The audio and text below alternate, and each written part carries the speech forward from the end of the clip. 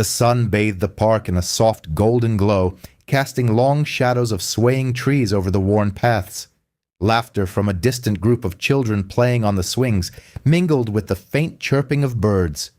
On a lone bench near the edge of a small pond, Morgan Blake sat quietly, taking a rare moment to enjoy the stillness of the afternoon.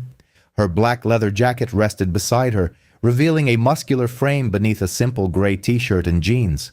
A faint scar on her forearm, just visible under the sunlight, was the only hint of a life forged in battles far from here.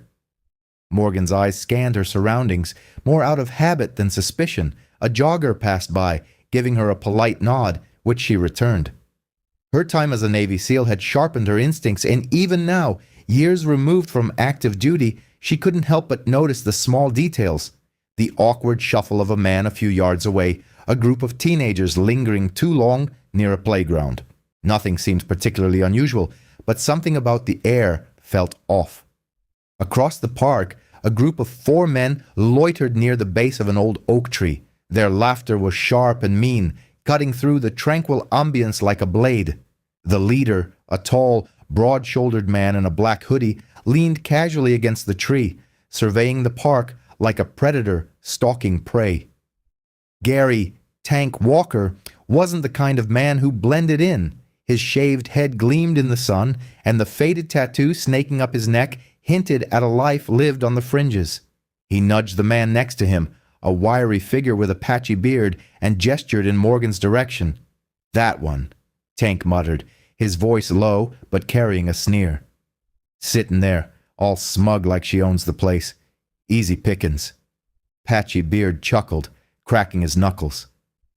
"Think she'll put up a fight?" Tank smirked. "She'll try. They always do." Morgan felt their eyes on her before she saw them. A subtle prickle ran down her spine, and her body tensed ever so slightly. She turned her head slowly, catching their gaze for just a moment. They didn't look away. That was her first confirmation. They were trouble. She kept her posture relaxed, one arm draped over the back of the bench, the other resting on her lap. Her breathing remained steady, but her mind began to assess. 4 of them, broad shoulders on the leader, wiry build on the second. The other 2 were younger, maybe early 20s, with cocky postures that screamed overconfidence. A mix of cheap cologne and cigarettes wafted over on the breeze, confirming their proximity.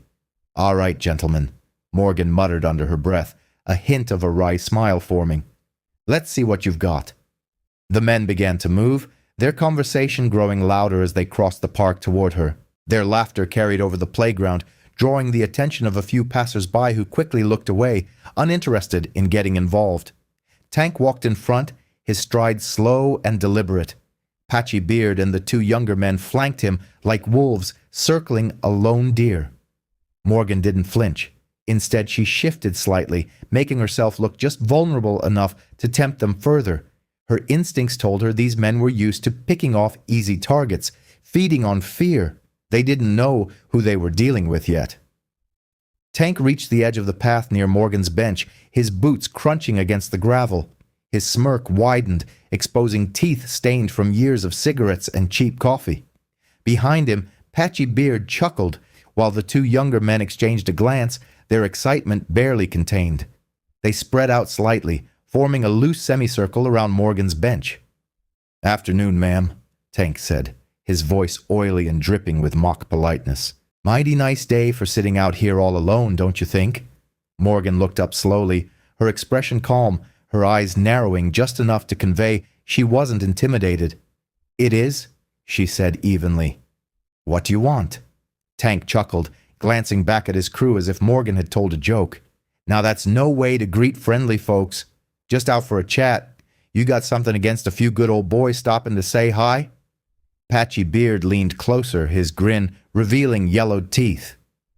"Or maybe she's just one of them types, Tank, thinking she's too good to talk to the likes of us." Morgan didn't answer. Her gaze darted between them, reading their postures, calculating distances. They were close now. Too close. Close enough that any sudden move could spark the conflict she knew was brewing. "You hear me, lady?" Patchy Beard's voice turned sharp. "You think you're better than us? One of the younger men, his face flushed with sunburn, sneered, "Bet she's one of those uppity ones, thinking this park belongs to her kind now." Morgan's jaw tightened, but she kept her voice steady. "I don't think anything belongs to me. I'm just sitting here, minding my business." "Oh, you hear that, boys?" Tank drawled, stepping closer. "She's just minding her business. Guess we'll mind it for her." He pointed at the bag resting beside Morgan on the bench. "That's a nice bag. Bet it's got something good in it. Why don't you be polite and hand it over? We wouldn't want things to get messy." Morgan's lips twitched, almost imperceptibly, into a faint smirk. "Is that what you call polite these days? Stealing from people who look like me?" Tank's face darkened, the fake smile dropping for a moment. "Now what's that supposed to mean?" "You know exactly what it means," Morgan shot back, her voice cold. "You didn't pick me because I'm sitting alone. You picked me because you think I'm an easy target." The younger man stepped closer, his voice rising with anger. "You got a mouth on you, huh? Probably the same one you use to cry racism every time things don't go your way." Morgan stood up slowly, her movements deliberate. The shift in height gave her a presence they weren't expecting. She was shorter than Tank, but carried herself with the quiet authority of someone who had stood in far worse places than this. Her calm, unwavering gaze unsettled them, though none of them would admit it. "You really think this is going to go the way you planned?" she said quietly, her tone measured, each word a challenge. "Walk away while you still can." Patchy Beard laughed, but there was an edge of nervousness to it. "Look at her, trying to play tough. What are you going to do, lady? Call the cops? Like they'd show up for someone like you?" The younger men joined in the laughter, and emboldened by the twisted camaraderie of their group, Tank stepped closer, his eyes narrowing. He was no longer playing around. The air between them thickened with unspoken tension, and Morgan felt the shift. "This is the moment," Tank said, his voice low and venomous. "I don't think you're listening, lady. We take that bag, and maybe we'll take something else too." Morgan's pulse quickened, not from fear, but from the anticipation of what was to come. Her SEAL instincts kicked in, analyzing every angle, every escape route, every weakness in their formation. Her mind replayed the lessons drilled into her during years of grueling training. Stay calm, control the situation, strike hard, and don't stop until the threat is neutralized. But she waited. They hadn't made the first move yet, and she needed to be sure the threat was imminent. Her hands, seemingly relaxed at her sides, suddenly shifted into position, ready for action. Tank leaned in closer, his voice dropping to a growl. "This ain't a game, lady. Give us the damn bag, or we're going to show you what happens when you don't respect your betters." Morgan met his gaze, her voice like steel. "You're going to regret this." Morgan gripped the strap of her bag tightly and stood, her body tense but her face calm. The group of men watched her with sneers and mocking eyes, expecting her to react out of fear. She adjusted the strap over her shoulder, keeping her voice steady as she said, "I've got somewhere to be." Without waiting for a response, she turned and started walking. Her steps were measured, her breathing controlled, though her pulse quickened. She had no intention of running. It would only embolden them, but she wasn't about to stand there and give them the satisfaction of a response. Behind her, their voices rose, taunting and louder now, like a pack of jackals circling their prey. "Hey, where you going?" one of the younger men called, his voice carrying an edge of mockery. "We ain't done talking, lady." Morgan ignored him, keeping her pace steady as she scanned for an exit. The park's main thoroughfare was ahead, but the tree-lined path she had chosen felt suddenly too quiet, too far removed from the safety of crowds. The crunch of their footsteps on gravel grew louder, closer. Her jaw tightened. "Come on now, don't be like that," Patchy Beard jeered. "Ain't you used to folks like us talking to you, or you too good for that?" Morgan clenched her teeth, fighting the urge to look back. She rounded a corner and stopped abruptly when she realized her mistake. The clearing ahead was wide and open, but they had moved faster than she expected. They blocked the path now, spreading out in a loose semicircle. Tank stood in the center, his broad shoulders squared, his smug grin daring her to make a move. Patchy Beard was at his side, cracking his knuckles, while the two younger men flanked them, leaning casually against trees as if they had all the time in the world. "Well now," Tank drawled, his tone dripping with mock politeness. "Look at you all cornered. Bet you didn't think this one through, did you?" Morgan turned to glance behind her, but one of the younger men had circled back, cutting off her escape route. She was boxed in. Her eyes flicked between them, reading their stances, their movements. Her body was calm, but her mind was racing. There was no reasoning with them, not with men like these. Tank took a step forward, his grin widening. "You lost, sweetheart. This ain't your part of town." Morgan met his gaze, her voice calm but cold. "I'm not lost. Now if you'll move, I'll be on my way." Patchy Beard chuckled, stepping closer. "Oh, you think you can just walk away? Way like we're just going to let you?" "Nah, lady, you don't get it. This ain't a free ride for your kind." Morgan's jaw tightened, but she kept her expression neutral. "I don't want any trouble." "Oh, we know you don't," Tank sneered. "People like you never do. Just want to sit there all smug, acting like you belong, like you can just take up space like the rest of us. But see, that's the thing. You don't." One of the younger men pushed off the tree, pointing at Morgan with an accusing finger. "She thinks she's better than us, you see it, right? The way she looks at us, like she's too good. Probably one of those types who cries racism every time something doesn't go her way." "Yeah," Patchy Beard added, his voice sharpening. "Bet she's had it easy her whole life. Probably never worked a day for nothing. Everything handed to her just 'cause of some pity sob story." Morgan exhaled sharply, her patience wearing thin. "You don't know anything about me." "Oh, I know enough." Tank's smirk turned into a sneer. "You're just like the rest of them, always looking for a handout, always expecting everyone else to step aside. Well, guess what? Not today." Morgan shifted slightly, adjusting her stance. Her calm, steely gaze didn't waver. "I've already warned you. Walk away, and this ends here." Patchy Beard threw his head back in laughter. "Warn us. Listen to her, Tank. Think she's in charge here?" "You ain't in charge of nothing, lady," Tank growled, his tone darkening. "You're going to hand over that bag, and maybe, just maybe, we'll let you walk out of here without a bruise." Morgan scanned their faces, her instincts kicking in. These men weren't here for her bag. That was just the excuse. This was about power, about making her feel small. They wanted her to submit. They wanted a show. She stood her ground, her voice steady and sharp. "You've had your chance." The words were barely out of her mouth before one of the younger men lunged at her. Morgan sidestepped smoothly, her movements quick and precise. She didn't strike, not yet. Her SEAL instincts told her to act fast and decisively, but she needed them to cross the line fully. Tank's face twisted with rage as he barked, "What are you waiting for? Get her!" Tank's order hung in the air for only a second before the younger man lunged again, this time with more force. Morgan moved instinctively, stepping aside and grabbing his arm in one fluid motion, using his momentum against him. She twisted sharply, sending him sprawling to the ground with a yelp. He groaned, clutching his arm as he rolled onto his side, momentarily out of the fight. The group froze for a beat, their faces shifting from smug confidence to shocked disbelief. Morgan turned her attention to the rest of them, her stance calm but unyielding. She adjusted the strap of her bag over her shoulder, her eyes narrowing. "I told you to walk away," Patchy Beard sneered, though there was hesitation in his movements now. "Oh, you're going to regret that, lady." Tank stepped forward, his imposing frame towering over her. "Think you're tough, huh? We'll see how long that lasts."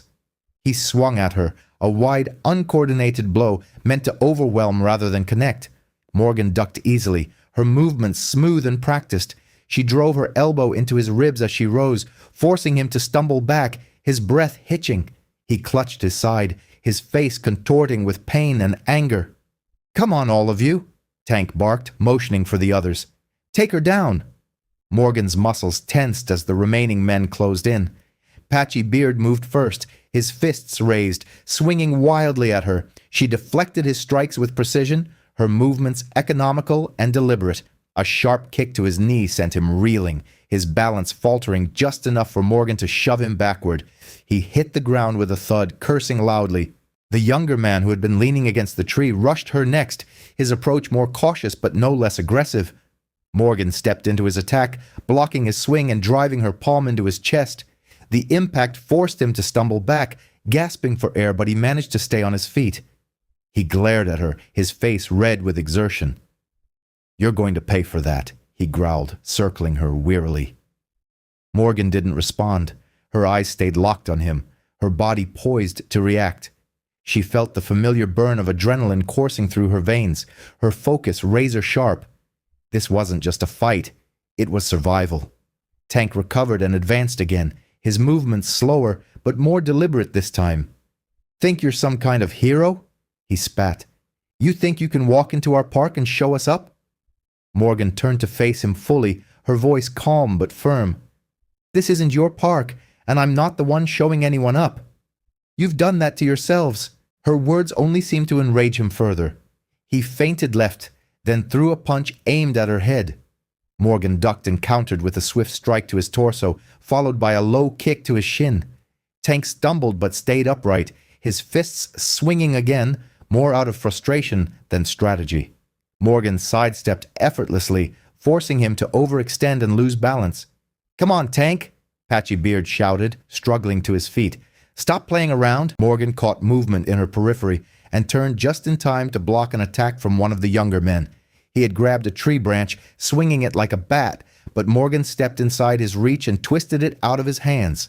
A quick shove sent him backward, and he tripped over his own feet, landing hard on the gravel path. Tank roared in frustration, charging at her with everything he had. This time, Morgan let him come closer, sidestepping at the last second and using his momentum to drive him into a nearby tree. The impact was solid, and Tank staggered, clutching the bark for support as he tried to regain his footing. Patchy Beard, emboldened by her brief distraction, lunged at her from behind. Morgan felt his presence and spun, catching him mid-charge. She delivered a sharp elbow strike to his chest, followed by a push that sent him crashing to the ground once again.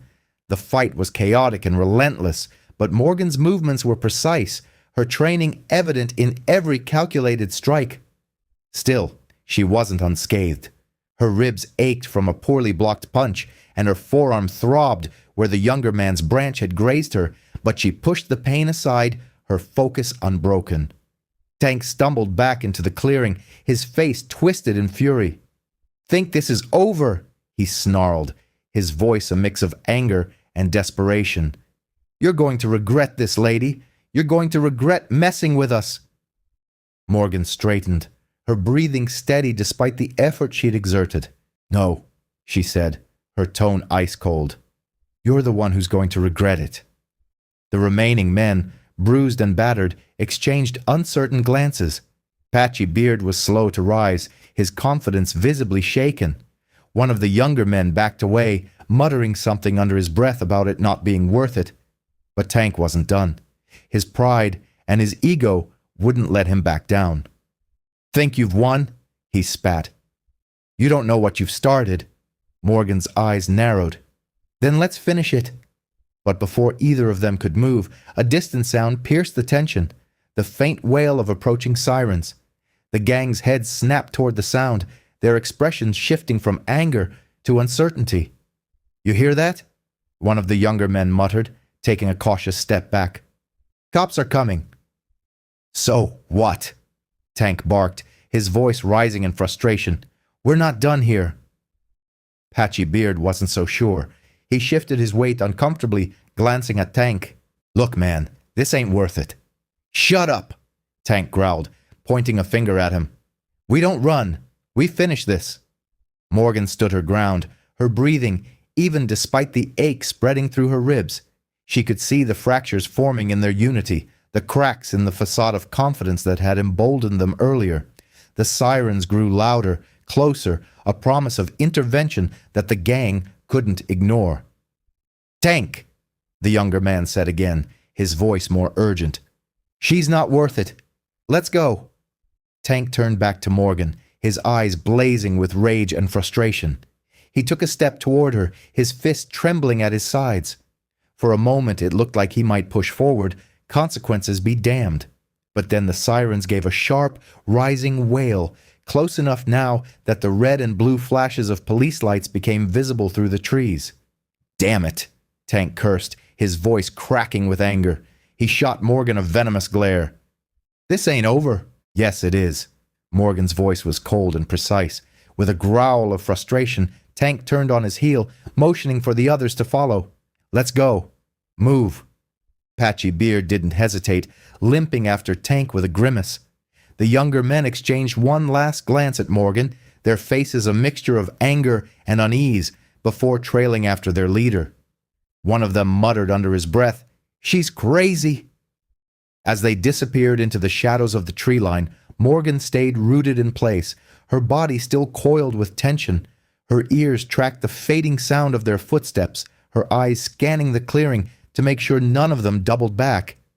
Only when she was certain they were gone did she allow herself to exhale. The sirens were nearly upon her now, the crunch of tires on gravel signaling the arrival of law enforcement. 2 squad cars pulled to a stop at the edge of the clearing, their lights painting the trees in bursts of red and blue. The officers stepped out cautiously, their hands resting on their belts as they surveyed the scene. One of them, a tall man with a clipped tone of authority, approached her. "Ma'am, are you okay? We got a call about a disturbance in the park." Morgan nodded, keeping her tone even. "I'm fine. They're gone now."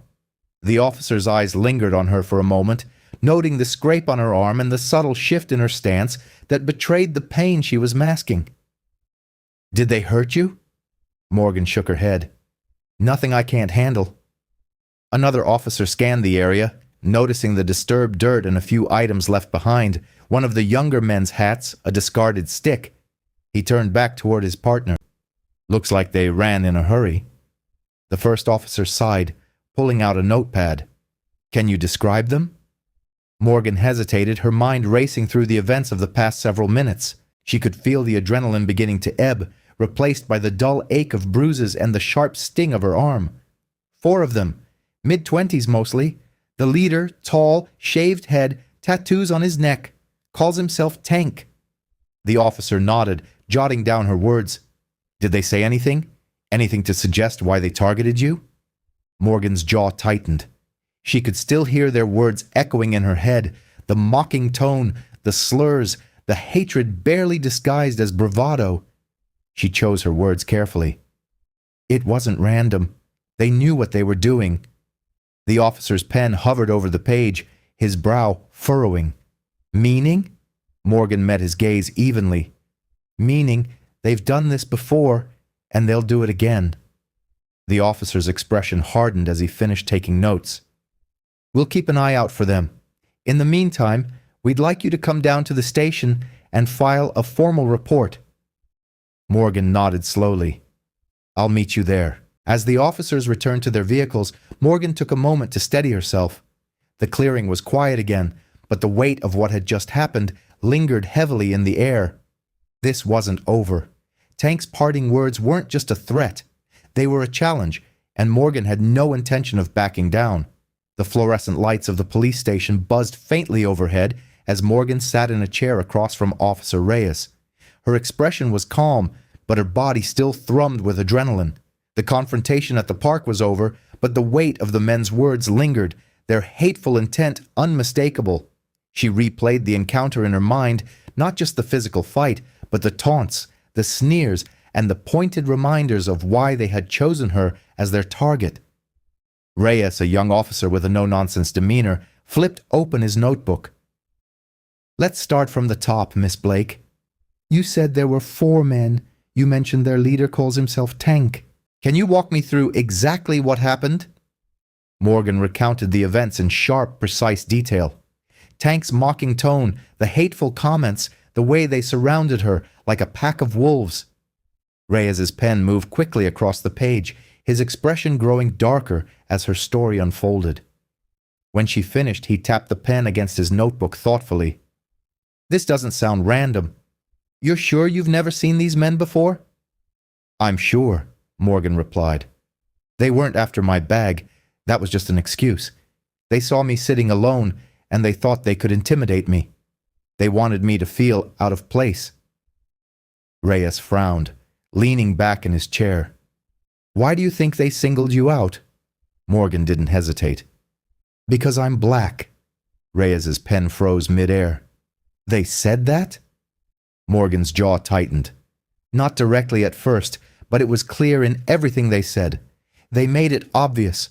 Comments about me thinking I'm better than them, how people like me don't belong. This wasn't just about stealing something. They wanted me to feel small. Reyes sighed, closing his notebook with a faint snap. We've had reports of harassment like this recently, minor incidents in public spaces mostly, but if this group is targeting people based on race... He trailed off, his frustration visible. They are, Morgan said firmly. And they've been doing it for a while. They were too comfortable, too confident. This wasn't their first time. Reyes leaned forward, his brow furrowed.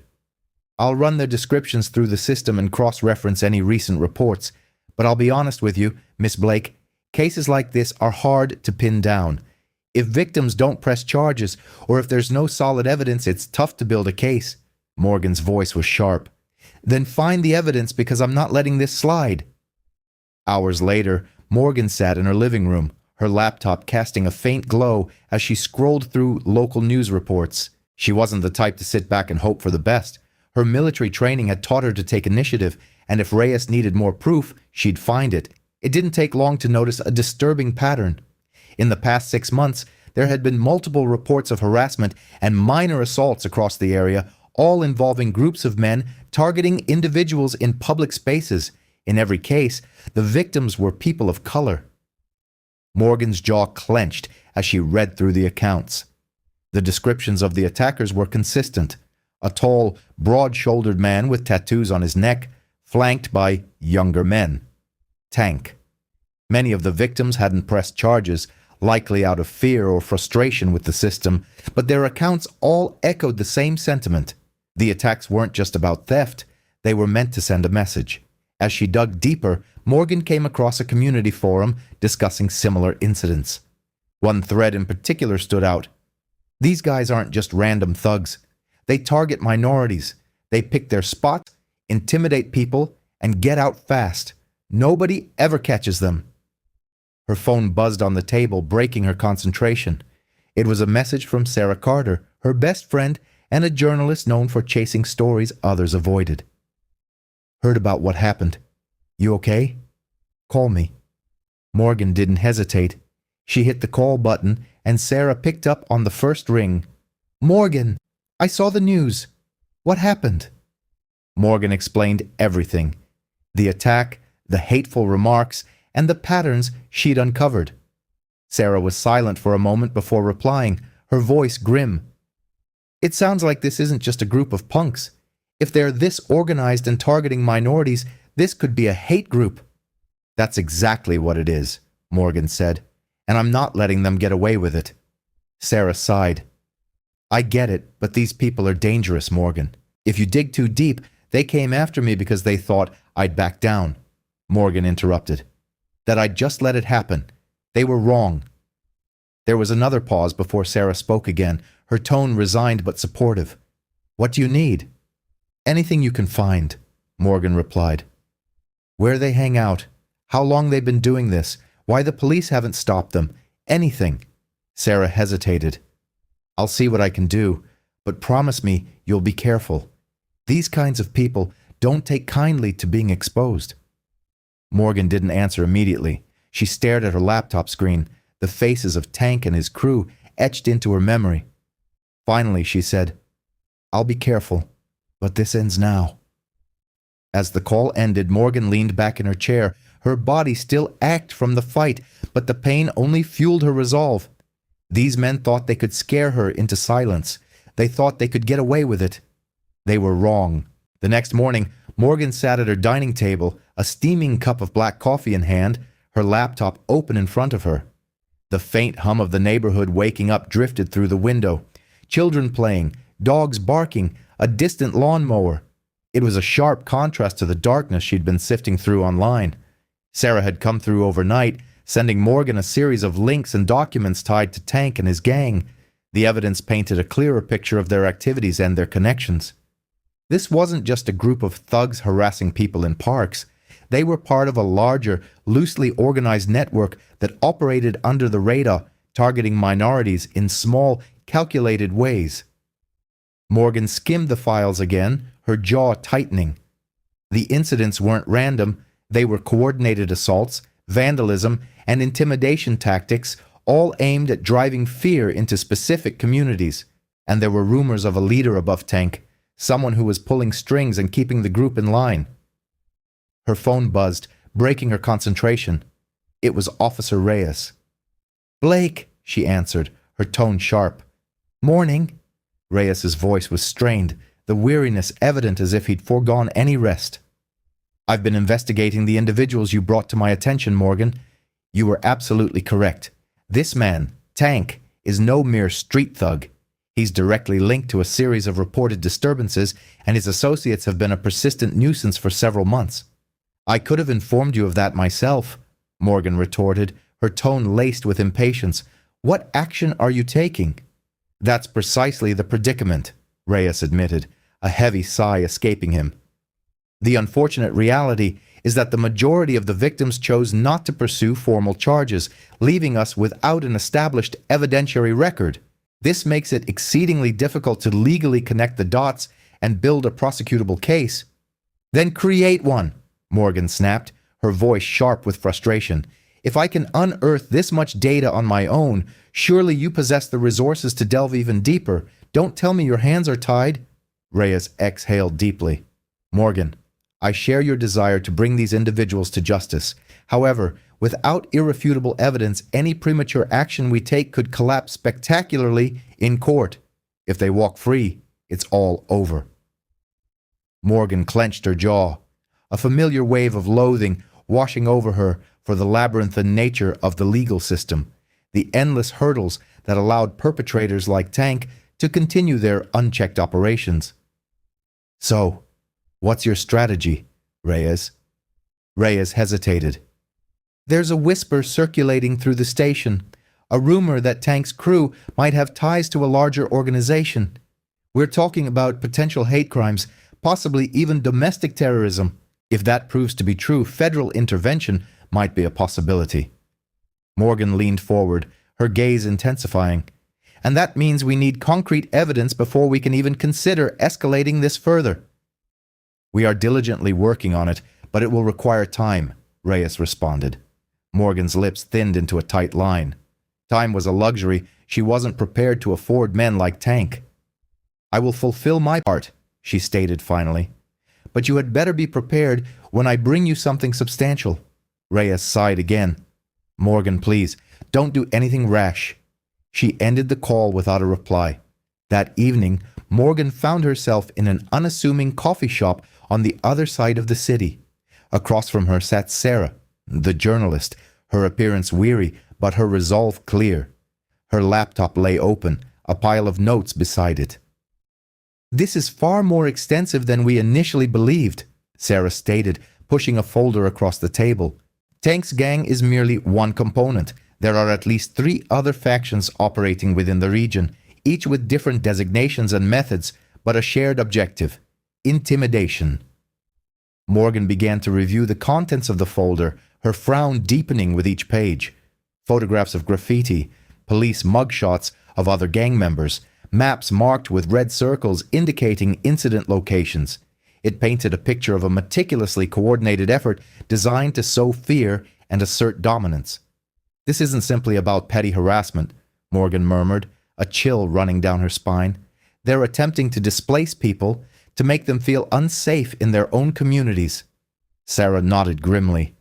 "And they've succeeded because the individual incidents are too minor to attract widespread attention. No one is connecting the dots."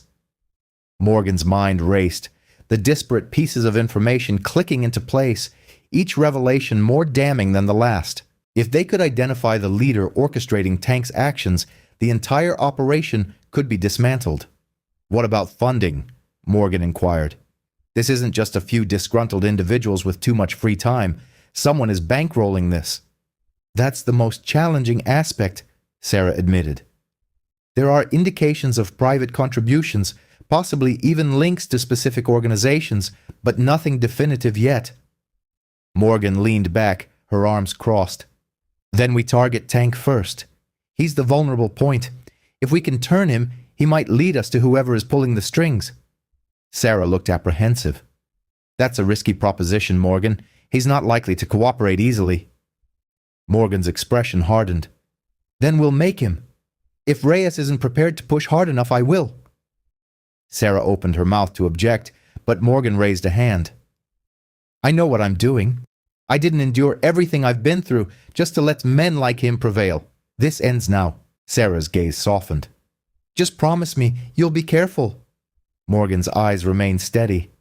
Caution doesn't win wars. As she departed the coffee shop, Morgan's objective was fixed.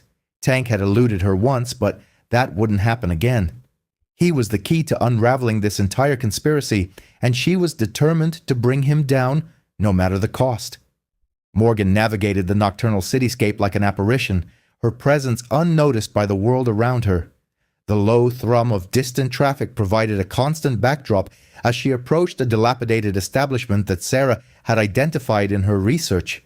Tank and his crew were known to frequent this place, a grimy, dimly illuminated dive on the outskirts of town where the air was heavy with the acrid scent of cigarette smoke and ill intent. She paused just before the entrance, melting into the shadows as she surveyed the surroundings. Two men loitered near the door, engaged in casual conversation, their voices low but their body language guarded. They didn't resemble Tank's typical associates, but Morgan knew better than to rely on appearances. She adjusted her cap, pulling it lower to obscure her face, and slipped inside without attracting their notice. The interior of the bar was a dark, claustrophobic space, the kind of venue where individuals sought to vanish. Morgan's eyes adjusted rapidly, scanning the room for familiar faces. She spotted Patchy Beard almost immediately, seated in a booth with one of the younger men she'd seen at the park.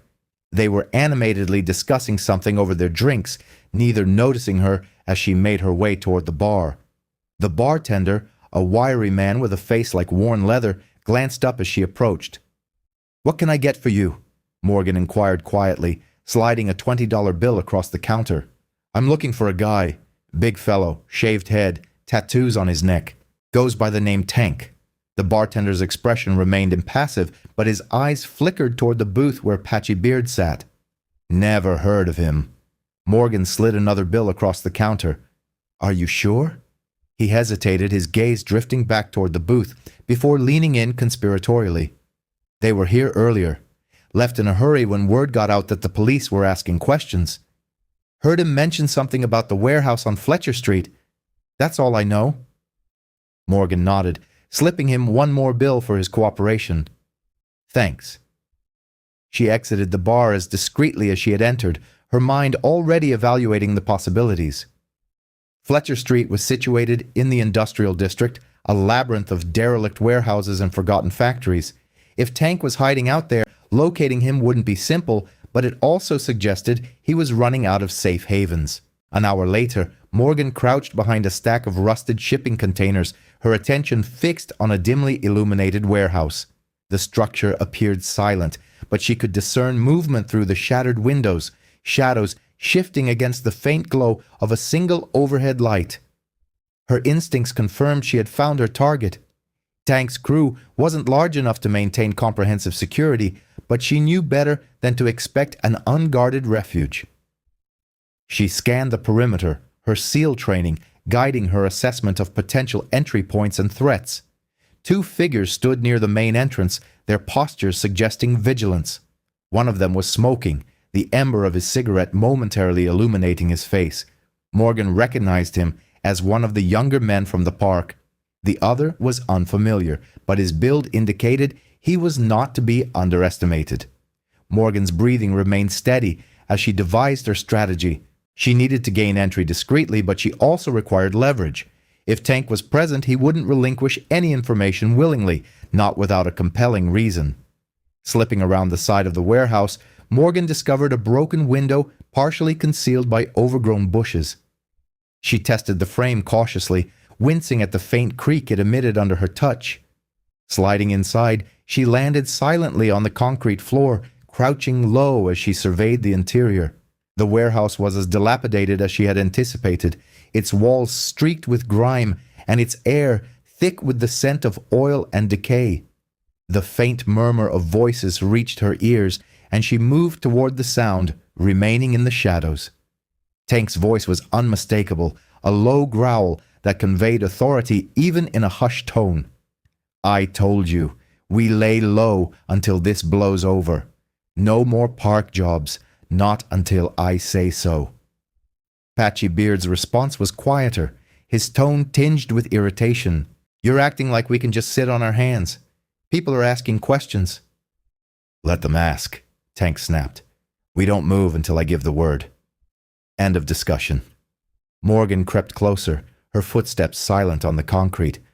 From her vantage point behind a stack of crates, she could see Tank standing near a makeshift table, his imposing frame illuminated by the weak overhead light. Patchy Beard and another man sat nearby, their body language tense. A handful of others lingered in the shadows, their faces indistinct but their presence palpable. She needed a way to draw Tank out, something to force his hand without placing herself in immediate peril.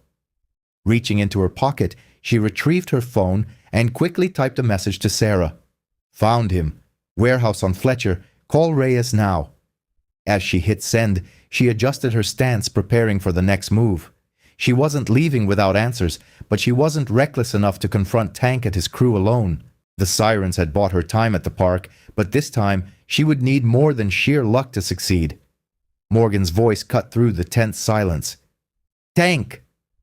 The room froze, every head snapping in her direction. Tank's eyes narrowed as he stepped forward, his face darkening with recognition. Morgan composed her features into a calm expression, though her gaze was piercing.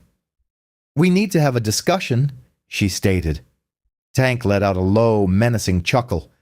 "You think you can just waltz in here and start issuing orders?" Morgan's voice turned icy. "I believe you're going to divulge everything I require to know, because if you don't, this place will be crawling with law enforcement within 5 minutes. Tank's smirk wavered for a fleeting instant before he regained his composure. "You don't intimidate me." Morgan advanced, her stance unyielding. "You ought to." Tank's associates exchanged uneasy glances, their earlier bravado dissipating as Morgan drew nearer. Her serene, resolute presence filled the room, her words slicing through the tension like a blade.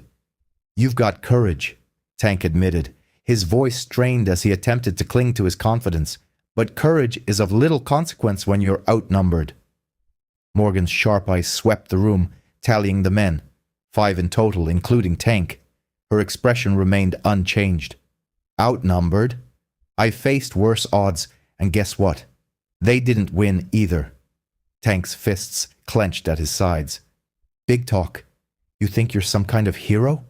"No," Morgan replied coldly. "I'm merely the one who will ensure you account for your actions." Before Tank could respond, the faint wail of police sirens drifted into the warehouse. The sound intensified, and the flashing blue and red lights cast shifting shadows across the grimy walls. Tank froze, his smirk finally giving way to genuine alarm. "You called the police?" Patchy Beard spat, his voice rising in panic. He glanced towards the exit, his instincts screaming at him to flee. "You think I arrived here unprepared?" Morgan's voice was like tempered steel. "It's over." "Don't let her scare you," Tank barked, his voice cracking with his own uncertainty. "We've dealt with worse than this." "Have you?" Morgan inquired, stepping forward. "Because from my vantage point, you're about to lose everything." The sound of tires crunching on gravel outside was followed by slamming car doors and the muffled voices of officers approaching the warehouse. Tank's crew shifted uneasily, looking to their leader for guidance, but even he seemed momentarily flustered. "Tank, what do we do?" one of the younger men whispered urgently. Tank spun towards him, his face contorting in frustration. "Shut up and stay put. We're not running." Morgan's voice cut through the escalating chaos. "You don't have to flee, but you will face the consequences." Patchy Beard, his nerve finally shattered, bolted towards the rear exit. Morgan moved with lightning speed, intercepting him before he could reach the door. She seized his arm, twisting it behind his back with practiced precision and forcing him to his knees. He yelped, his bravado dissolving into panic. "You're not going anywhere," Morgan stated evenly, her grip firm. Tank and the others stared, their hesitation providing the officers outside time to act. The main doors burst open, and a team of uniformed police stormed in, weapons drawn, their voices authoritative. "Police, hands in the air," one officer commanded. Tank's face twisted in rage, but he reluctantly raised his hands. The younger men followed suit, their fear overriding their loyalty to their leader. Within moments, the officers moved in, swiftly restraining the group and placing them in handcuffs. Morgan released Patchy Beard, stepping back as an officer took charge. She straightened, her sharp gaze still fixed on Tank as he was cuffed and pulled to his feet. "You think this changes anything?" Tank snarled at her. "You think you've stopped us?" Morgan stepped closer, her voice low enough for only him to hear. "You're finished. The people you've wronged, the fear you've instilled, it ends here. And if there's anyone above you, I'll find them too." Tank glared at her, his bravado now a hollow shell. The officers led him and his crew out of the warehouse, their voices fading as the group was escorted to waiting squad cars. Officer Reyes approached Morgan, his expression a mixture of relief and respect. "You weren't kidding when you said you'd bring us something concrete." Morgan crossed her arms, her posture unwavering. "You've got them now. Don't let them slip through the cracks." Reyes nodded. "We'll make sure they don't. You've done more than your part here." "Blake." Morgan didn't respond immediately, her eyes lingering on the warehouse, the echoes of the confrontation still vivid in her mind. Finally, she said, "This isn't over. Tank is just one piece of the puzzle. There's someone bigger pulling the strings, and I'm going to find them." Reyes frowned. "We'll do what we can, but don't go after them alone. You've already done enough." Morgan offered him a small, cold smile. "We both know I don't stop halfway." As the officers concluded their sweep of the scene, Morgan turned and walked away, the faint chill of the night air brushing against her face. Tank and his crew were in custody, but the battle wasn't over. This was merely the beginning, and she was prepared for whatever lay ahead. The dim glow from Morgan's laptop screen flickered across her face as she leaned forward, her fingers flying across the keyboard. It was well past midnight, but the adrenaline from Tank's apprehension still coursed through her veins. The warehouse bust had provided her and the authorities with a significant victory, but she understood it was just one segment of a larger scheme. Tank's operations weren't isolated, they were intrinsically linked to something more substantial, and she was determined to uncover who orchestrated it all. Across from her, Sarah sat cross-legged on the couch, scrolling through a series of documents on her tablet. Her usual sharp wit was dulled by exhaustion, but the determination in her eyes mirrored Morgan's. "So, Reyes confirmed they're holding Tank for now," Sarah stated, her voice laced with fatigue. "But if they don't find something concrete to charge him with, his lawyer will get him out. We can't let that happen." "He's not walking," Morgan declared firmly. "Not if we can prove his connection to the broader network." Sarah frowned, her fingers pausing mid-scroll. "It won't be easy. These organizations are meticulous, their operations decentralized to prevent any single individual from possessing complete knowledge." "That's precisely why we're focusing on Tank," Morgan countered. "He knows more than he's letting on. We simply need to make him talk." Sarah hesitated, her brow furrowed. "And if he doesn't?" Morgan leaned back, exhaling slowly. "Then we find another avenue. Someone else in his crew must know something. Patchy Beard, one of the younger ones. They're followers, not leaders. They'll crack before he does." The following morning, Morgan met Reyes at the police station.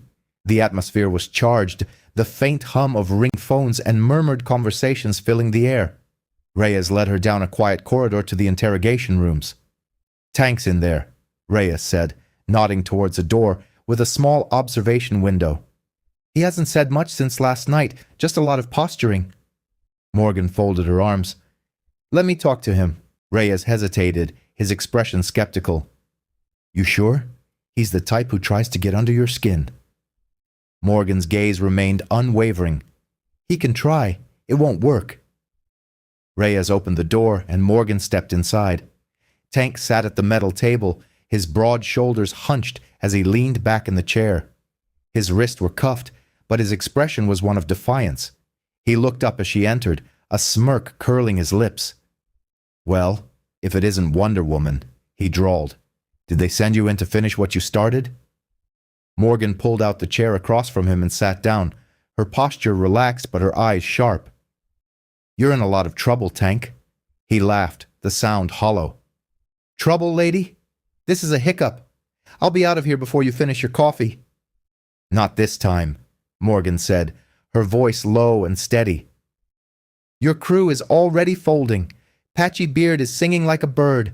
The younger guys are terrified. It's only a matter of time before they give us everything we need." Tank's smirk faltered for just a second before he leaned forward. "You're bluffing."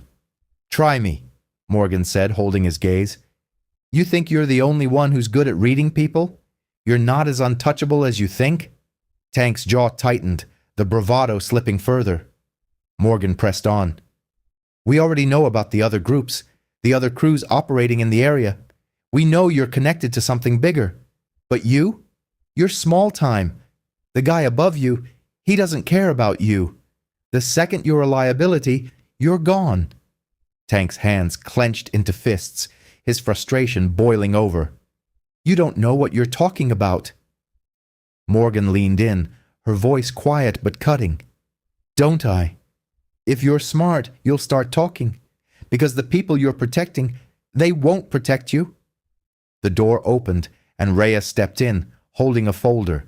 He set it on the table, flipping it open to reveal photos and reports related to Tank's crew.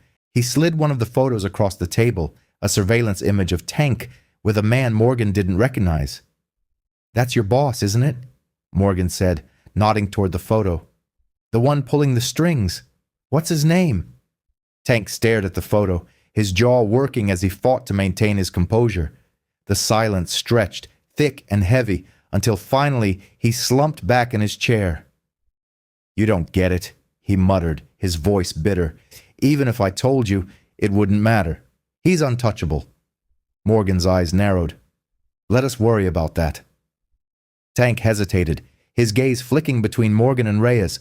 For the first time, the cracks in his facade were fully visible. "His name's Paul. Paul Hendrick. He's the one running things." Morgan exchanged a glance with Reyes, her expression hardening.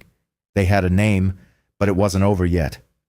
Later, as Morgan and Sarah reconvened at the coffee shop, the weight of the name Tank had provided hung between them. Sarah's fingers flew across her laptop keyboard, pulling up information on Paul Hendrick. "He's a businessman," Sarah said, her tone incredulous. "Runs a few construction companies. On the surface, it all looks clean." Morgan frowned, leaning over the screen. "And underneath?" "Not so clean," Sarah replied.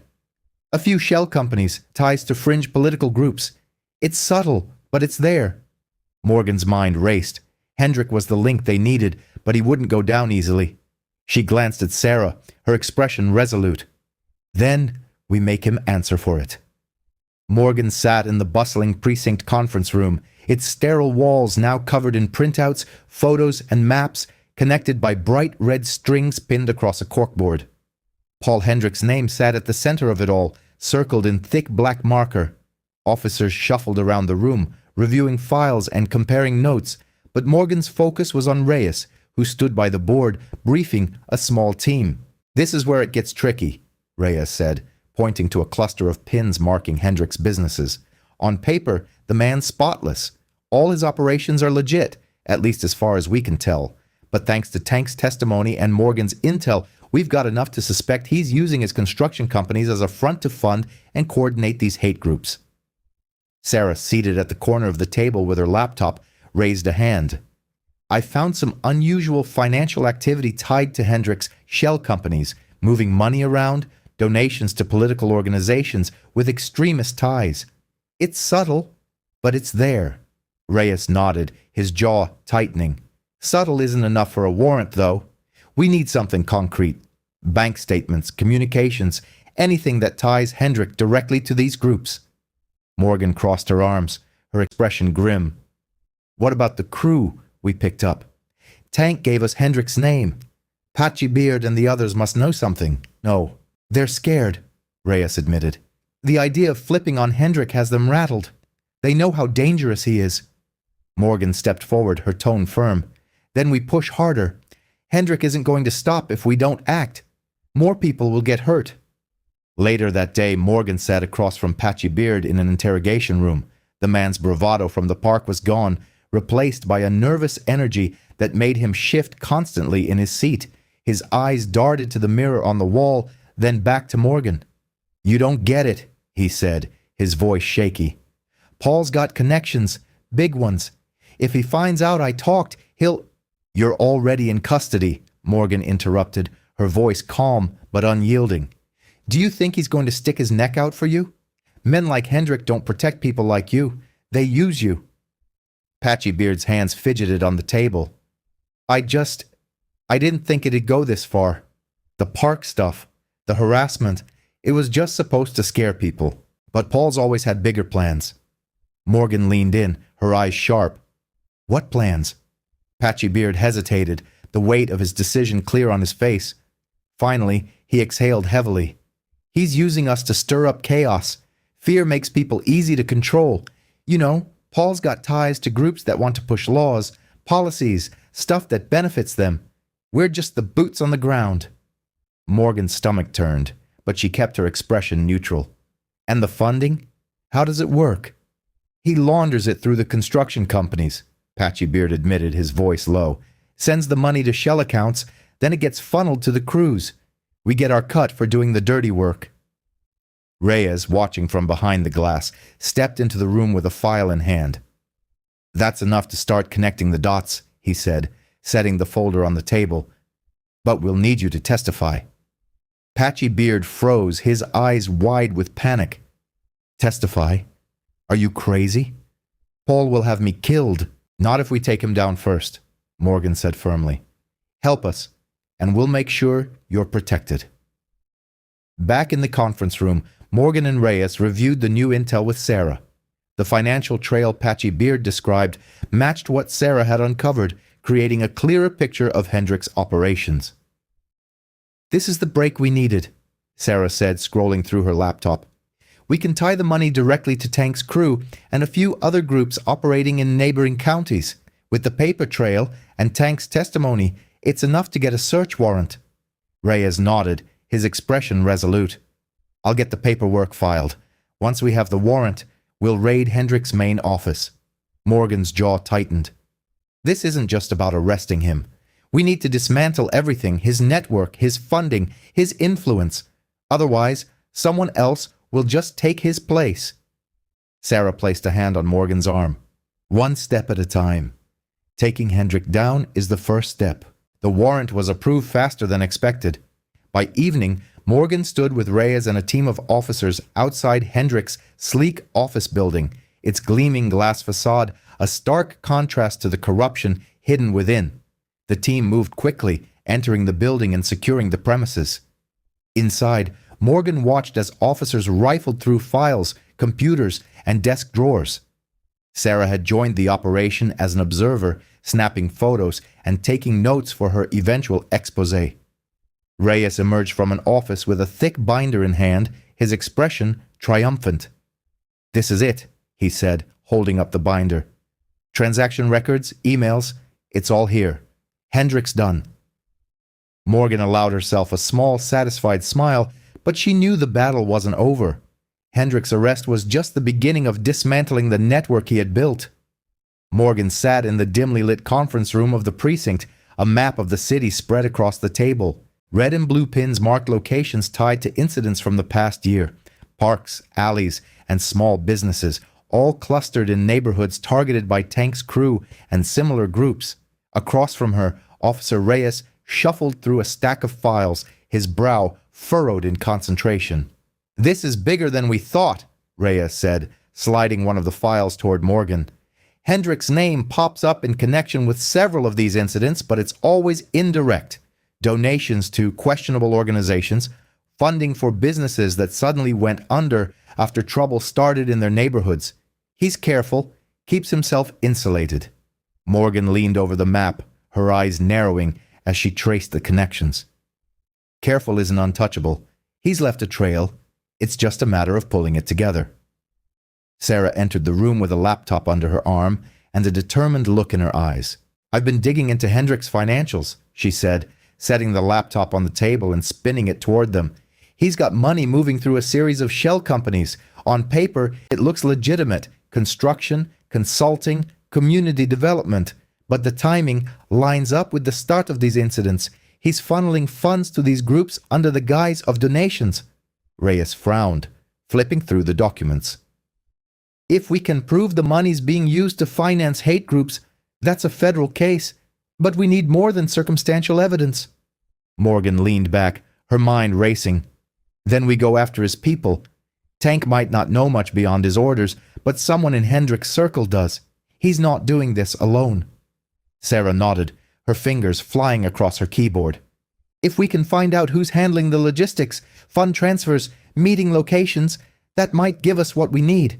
Later that evening, Morgan and Reyes sat in an unmarked car outside a nondescript office building downtown.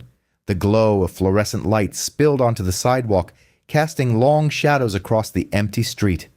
Sarah's intel had pointed to this building as a potential hub for Hendricks' operations, a front for his network.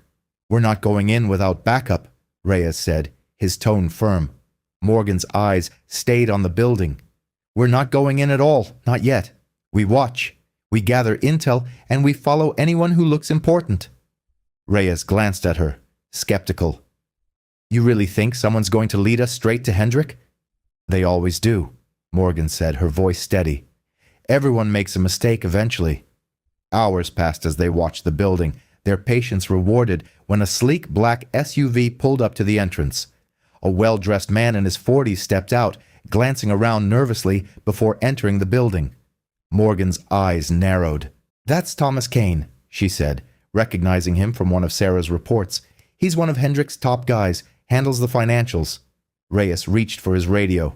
"We tail him when he leaves. If he's meeting Hendrick, we'll know soon enough."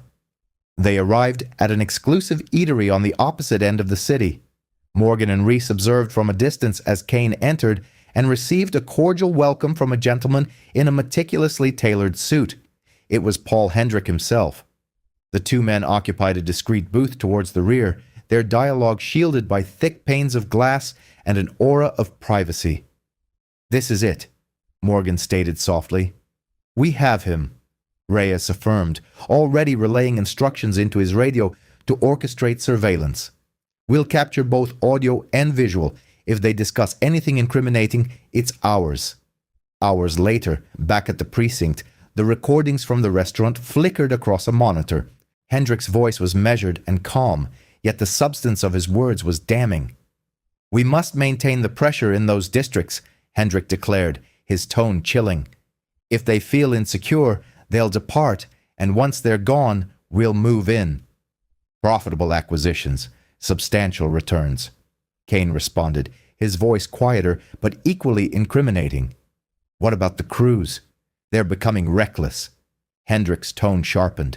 "Then we replace them. They're mere instruments, nothing more. As long as they accomplish the task, their fate is inconsequential to me." The room fell silent as the recording concluded. Reyes turned to Morgan, his expression grave. "That's sufficient to apprehend him." Morgan's gaze remained fixed on the monitor, her voice resolute. "It's enough to put an end to this." Morgan stood at the heart of the precinct's command center, her arms crossed, as Reese and Sarah unfurled the documents and photographs they had amassed. The name Paul Hendrick loomed over them like an ominous shadow. Reyes had procured Hendrick's dossiers overnight, and the portrait they painted was disquieting. A respected businessman on the surface, but with connections to extremist factions that could no longer be overlooked. "We possess a considerable amount of circumstantial evidence," Reyes stated, gesturing towards the photographs on the table. "Links to fringe organizations, dubious transactions routed through his shell corporations, but nothing concrete enough to bring him down." "He's meticulous," Sarah added. "Everything about his public persona screams respectability, charitable contributions, community initiatives, a clean record, but these payments, they're too pristine, almost as if someone went to great lengths to conceal something. Morgan leaned forward, scanning the documents, her finger tracing a line on one of the financial reports. These payments are too consistent, the same sum at regular intervals. That's not philanthropy, it's sponsorship. Sarah nodded, her eyes narrowing. And guess where they're directed? Small organizations with vague descriptions, community improvement groups, all dead ends. But not for us, Morgan declared, her voice firm. We've already linked him to Tank's crew. If we delve deep enough, we'll uncover the connection to the other gangs. Reyes sighed, rubbing the back of his neck. We'll need more than suspicious payments and hearsay. We require testimony, evidence that directly implicates him in these hate crimes. Morgan's jaw tightened. Then we lean on Tank. He's faltered once before. If we apply sufficient pressure, he'll provide more. Reyes shook his head. Tank is apprehensive, but he's also loyal. He won't go down without a struggle. Loyalty only extends so far, Morgan countered. He knows Hendrik won't shield him. He's a liability now. The interrogation room felt colder than before, the drone of the overhead light filling the void as Morgan and Reese faced Tank once more. He appeared more weary this time, the burden of his predicament weighing heavily upon his broad shoulders. The defiance in his eyes had dimmed, replaced by a wary calculation. Morgan placed a file on the table and slid it toward him. Inside were the same photographs and reports Reyes had shown her earlier, but this time a new page rested on top. An arrest report for one of Tank's younger crew members. Your associate has turned, Morgan stated evenly. He's given us everything we needed to connect you to Hendrik. Tank's lips pressed into a thin line, his fists clenching on the table. He's lying. Morgan didn't flinch. Are you certain? Because if you're the last one standing, you're the one taking the fall. Hendrik isn't coming for you. You know that. Reyes leaned forward, his tone softer, but no less firm. Help us build the case against Hendrik, and you'll still have a chance. You don't, and you're looking at a lengthy list of charges that will bury you. Tank's jaw worked, muscles twitching as he grappled with the decision. The silence stretched, heavy and suffocating, until finally he exhaled sharply. All right, he muttered. What do you want to know? Morgan's eyes sharpened. Everything. How he funds you, how he communicates, the other crews he's connected to. You talk, or you go down alone. Tank nodded reluctantly, his voice low. It's all through his businesses, construction companies mostly. He launders the money through contracts, pays us through fronts. We're supposed to keep it quiet, but sometimes things get messy. Morgan's gaze didn't waver. The other groups? Tank hesitated, then nodded. Yeah, there's a few. Same arrangement. We don't work together directly, but we all understand the deal. Keep people scared, keep them out of his neighborhoods. Reyes scribbled notes furiously, his pen scratching against the paper. Morgan maintained eye contact with Tank. How does he communicate with you? Through intermediaries, Tank replied. Guys who handle the money and pass along instructions. I've met Hendrik maybe twice. He doesn't like to get his hands dirty. Names, Morgan pressed. We need names. Tank rattled off a list of names and locations, each one more damning than the last. By the time he finished, Reyes looked up, his face grim but determined. This is enough to begin, Reyes stated. We'll cross-check everything. If it holds up, we have him. Tank slumped back in his chair. The fight drained from him. You think this is over? Hendrik has people everywhere. You won't touch him. Morgan stood, her expression cold. Watch me. Back in the operations room, Morgan and Sarah reviewed the information Tank had provided. The names of Hendrik's intermediaries offered a clear trail to follow, and Reyes had already dispatched teams to track them down. The net was tightening, and Hendrik's untouchable image was beginning to fray. This is it, Sarah said, her voice tinged with both exhaustion and determination. We're finally getting somewhere. Morgan nodded, her focus unwavering. He's not invincible. He's just been manipulating the system, and now we're going to dismantle it. Morgan occupied a seat in the crowded conference room at the precinct, the air thick with a palpable mix of fatigue and resolve. The table was strewn with files, photographs, and notes, all converging on a single name: Paul Hendrick. The extensive body of evidence Reyes's team had meticulously gathered over the preceding week painted a damning picture, but Morgan understood the arduous part was just commencing.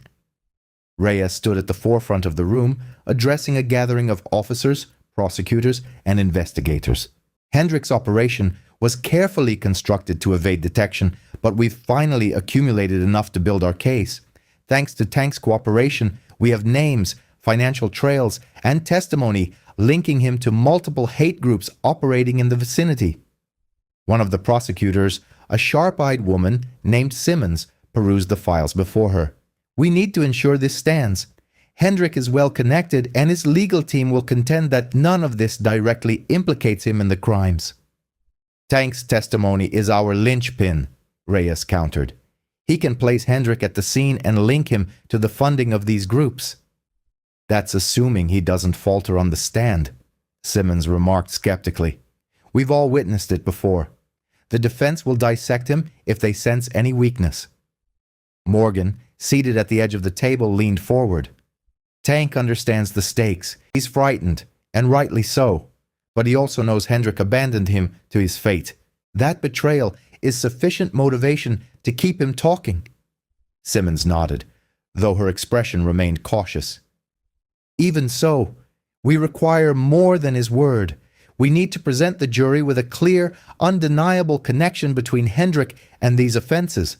Sarah, seated beside Morgan with her laptop open, interjected, We have financial records demonstrating funds flowing from Hendrick's enterprises to shell accounts associated with Tank's crew and similar entities. Furthermore, those accounts are directly linked to payments for materials utilized in their operations: flyers, graffiti supplies, even weaponry in certain instances. Not to mention the communication logs, Morgan added. Tank's crew used burner phones, but some of those numbers connect to Hendrick's known associates. It's a pattern Hendrick cannot readily explain away. Reyes nodded, his tone firm. This isn't merely a hate crime case. It's an endeavor to dismantle an entire network of intimidation and violence. If we execute this effectively, we'll send a clear message that such operations will not go unnoticed or unpunished. The ensuing days were a whirlwind of preparation. Morgan worked tirelessly with the team, piecing together the timeline of Hendrick's activities. The more they uncovered, the clearer it became that he was the architect of an extensive operation that had terrorized communities for years. Sarah spent countless hours scrutinizing Hendrick's public persona, unearthing speeches and interviews that subtly alluded to his beliefs. He's cautious, Sarah observed, scrolling through a video of Hendrick addressing a business convention. He never says anything overtly, but he employs phrases that serve as coded messages to the groups he's funding. Words like preserving community integrity or restoring tradition. It's veiled language. That's not enough for a conviction, Simmons stated during a late-night meeting, but it's sufficient to demonstrate intent when combined with everything else. Morgan's focus remained unyielding as they rehearsed every facet of the case. Tank's testimony would be paramount, but they also possessed bank records, intercepted communications, and a paper trail that led directly to Hendrick's desk. The evidence was overwhelming, yet Morgan was acutely aware that Hendrick's defense team would exploit any perceived vulnerability. On the eve of the trial, Morgan found herself alone in the precinct, gazing at a whiteboard covered in photographs and notes. Hendrick's face stared back at her, his smug expression a stark reminder of the power he wielded. She contemplated the victims, the individuals whom Tank's crew had terrorized, the neighborhoods Hendrick had sought to subjugate through fear. This case transcended mere justice for her. It represented justice for all of them. Reyes entered the room, breaking her reverie. You've accomplished a great deal to bring us here, Blake. I hope you realize that. Morgan remained facing the board. It's not enough until he's behind bars. Reyes leaned against the doorframe. The prosecution is ready. Sarah's work on the financials has plugged many gaps, and Tank, he's scared, but he knows this is his only chance to save himself. Morgan finally turned to face him. Do you believe it will be sufficient? Reyes' expression was resolute. It has to be. The courtroom was packed the following day. As the trial commenced, the atmosphere charged with anticipation. Hendrik sat at the defense table, his expensive suit and composed demeanor projecting confidence, yet Morgan could discern the tension in his clenched jaw and the way his eyes flickered toward his lawyers as the prosecutor began presenting their case. Tank's testimony proved to be a turning point. Though visibly nervous, his words were clear and damning. He detailed the payments, the directives, and the unspoken understanding that Hendrik was the ultimate authority. The defense attempted to discredit him, highlighting his criminal record and plea deal, but the prosecution countered with the overwhelming evidence that corroborated his account.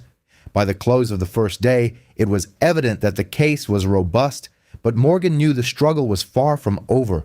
The courtroom was tense, the kind of silence that amplified every rustle of paper and every hushed breath. Morgan sat near the back, her arms tightly crossed as she observed the final day of the trial unfold. Sarah was beside her, a legal pad balanced on her lap, though her pen had remained motionless for minutes. All eyes were on the defense as Hendrik's high-powered attorney delivered his closing arguments. "Ladies and gentlemen of the jury," the defense attorney began, his voice smooth and confident, "my client is a respected businessman, a pillar of this community. The prosecution wants you to believe he masterminded a network of criminal activity based on nothing more than the word of a desperate man trying to save himself." The attorney gestured toward Tank, who sat hunched at the witness stand, avoiding eye contact. "This is the kind of man you're being asked to trust to build a case against Paul Hendrik, a man who has been arrested for numerous crimes, who only cooperated with the police to save his own skin. Is that the kind of testimony upon which you would base your verdict?" Morgan's jaw tightened as the attorney continued, highlighting every minor flaw in the prosecution's case. He was good. Too good. She stole a glance at Sarah, who was now scribbling furiously, her frustration evident. Finally, the defense rested, and the prosecutor, Simmons, rose to present her rebuttal. Her voice was clear, her tone precise as she walked to the center of the courtroom. "Ladies and gentlemen," she began, "the defense would have you believe that Paul Hendrik is nothing more than an innocent businessman caught in a web of misunderstandings. But the evidence we have presented tells a different story." She turned to the jury, her gaze unwavering. "We have shown you financial records linking Hendrik's companies to the funding of hate groups. We have presented communication logs connecting his associates to the planning and execution of violent acts. And we have heard testimony from someone who operated within this network, someone who had everything to lose by coming forward." Simmons paused, allowing her words to resonate. "Hate doesn't always wear a mask, and it doesn't always carry a weapon. Sometimes it hides behind a suit and a polished smile. But make no mistake, Paul Hendrik orchestrated this network of fear and intimidation, and today you have the power to hold him accountable." With that, Simmons sat down, her gaze steady as the judge dismissed the jury to deliberate. The waiting was unbearable. Hours crawled by, and Morgan paced the courthouse lobby, her mind replaying every piece of evidence, every moment of the trial. Sarah leaned against the wall, her arms crossed, watching Morgan with concern. "You've done everything you could," Sarah said quietly. "It's out of your hands now." Morgan didn't respond. She knew Sarah was right, but it didn't ease the agonizing weight. Finally, a court officer stepped into the lobby. "The jury has reached a verdict." Morgan and Sarah exchanged a look before following the crowd back into the courtroom. The room was packed, the air electric with anticipation. Hendrik sat at the defense table, his expression unreadable as the jury filed back in. The foreman stood, holding a piece of paper. "Has the jury reached a verdict?" the judge inquired. "We have, Your Honor," the foreman replied. The courtroom held its collective breath as the foreman read the decision. "On the charge of conspiracy to commit hate crimes, we find the defendant, Paul Hendrik, guilty.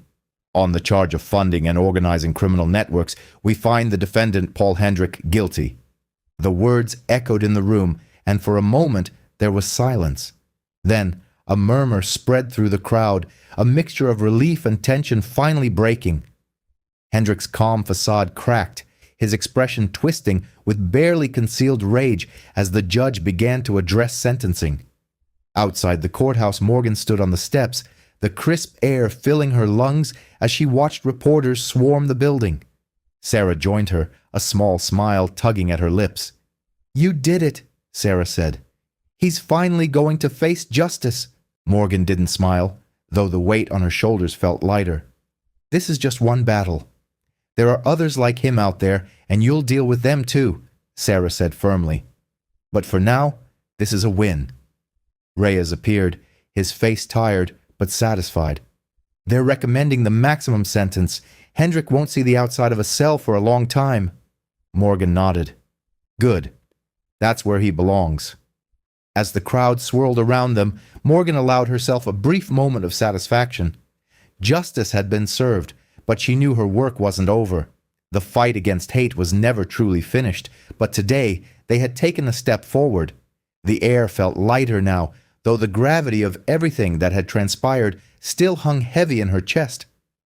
Paul Hendrik was going to prison, his empire of fear and hate dismantled brick by brick, but Morgan knew the fight wasn't over. Sarah joined her, handing her a coffee. "You should be proud of this. You took them down." Morgan took a sip, letting the warmth calm the ache in her ribs from the earlier confrontation. "It's a start, but this was bigger than Hendrik. There are others like him, people who think they can hide behind their money and power while pulling the strings." Sarah nodded, her expression thoughtful. "At least Tank and his crew are off the streets, and they helped bring this whole thing crashing down." Morgan's jaw tightened as she thought about the gang. Tank, with his patchy beard, and the younger men were all facing sentences of their own, though their cooperation with the authorities had lessened the consequences. Tank, in particular, had played a pivotal role in exposing Hendrik's network, though Morgan knew it was self-preservation, not remorse, that had driven him. "They'll pay for what they did," Morgan said, her voice steady, "even if it's not as much as they deserve. They chose to help themselves, and it just happened to help the case." "Do you think they'll ever change?" Sarah asked, her tone hesitant.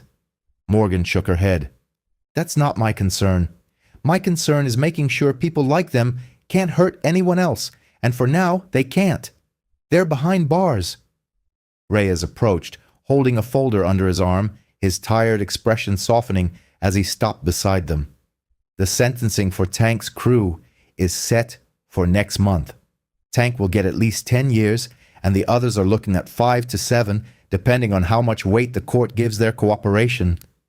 Morgan nodded, her lips pressed into a thin line. "That's enough to keep them from terrorizing anyone for a while." Reyes shifted uncomfortably. "It's not perfect, but their testimony was the key to taking down Hendrik. Without it, he'd still be walking free." Morgan didn't respond immediately. She knew Reyes was right, but it didn't make the reality of their reduced sentences any easier to swallow. Still, Hendrik's conviction was the bigger victory. It wasn't just about one man. It was about sending a message to anyone who thought they could use fear and violence to control others. Later that evening, Morgan sat on a bench in the same park where it had all started. The bruises on her ribs were fading, but the memory of that day was still fresh. She thought about the gang cornering her, the words they'd spat, the hatred that had fueled their actions. They had underestimated her, as so many others had before them, and in doing so, they had sealed their own fate. As the sun dipped below the horizon, casting long shadows across the park, Morgan stood. Her work wasn't over, but for the first time in weeks, she allowed herself to breathe. Justice had been served, and for now, that was enough.